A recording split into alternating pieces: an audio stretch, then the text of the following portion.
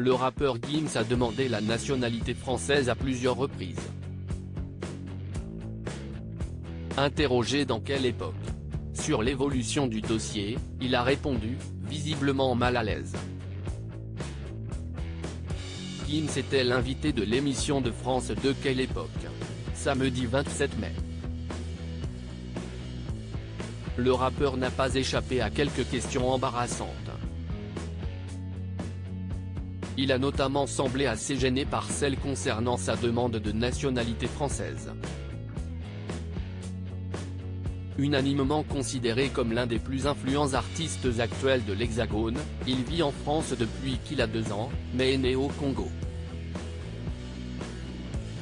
Je vais faire un concert en Slovaquie, j'arrive là-bas comme un chanteur français, a-t-il raconté sur le plateau de Léa Salamé.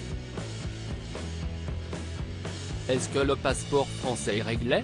Lui a alors demandé Christophe de Chavannes, arrachant un soupir tendu au rappeur.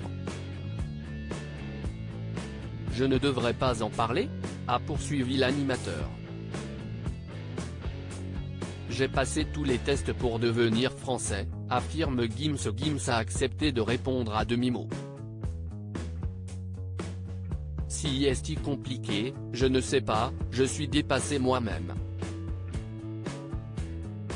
J'ai demandé la nationalité 2 fois, et apparemment, je ne suis pas digne. Une première demande effectuée en 2017 n'avait déjà pas été acceptée. J'ai passé tous les tests pour devenir français. Des examens où il faut notamment montrer que l'on sait reconnaître et nommer en français les objets du quotidien comme une fourchette, une voiture. Mais il n'a pas reconnu la centrale électrique et la pyramide, est alors intervenu Paul de Saint-Cernin, l'humoriste spécialiste des punchlines de l'émission. Une référence aux propos farfelus et complotistes que le rappeur a tenus quelques mois plus tôt sur l'Égypte. Gims vit en partie au Maroc selon une enquête du Parisien, la demande initiale se serait enlisée, et aurait été entravée tout d'abord par des défauts de paiement d'amende pour des délits routiers. Ce à quoi l'artiste avait rétorqué que son casier judiciaire est vierge. Mais, toujours selon Le Quotidien, ce ne serait pas le principal problème.